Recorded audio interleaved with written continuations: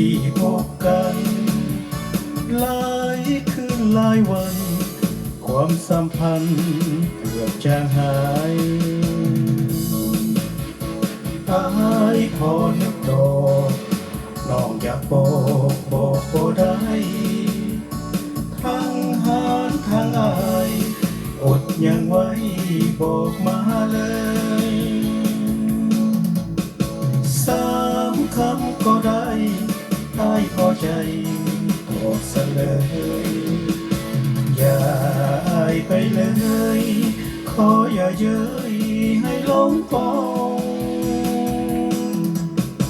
หัวใจอายบ้าง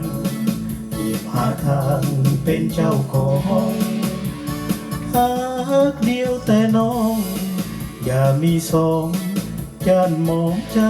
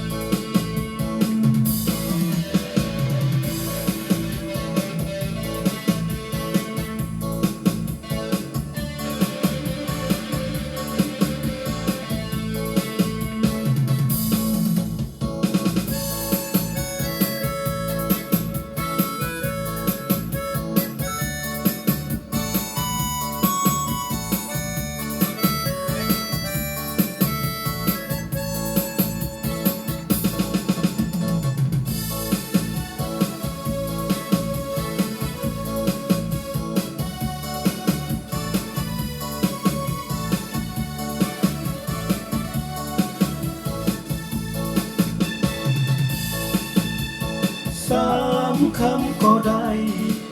อายพอใจตอบซะเลยอย่าอายไปเลยขออย่าเย้ยให้หลงปองหัวใจอายว่างหาทางเป็นเจ้าของ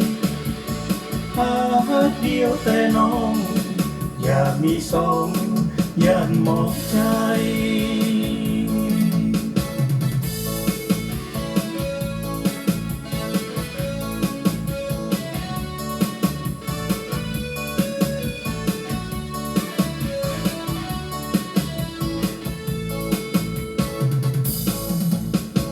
หัวใจไอ้ว่าง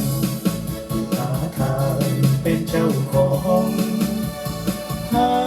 เดียวแต่น้องย่านมีสองย่านมองใจ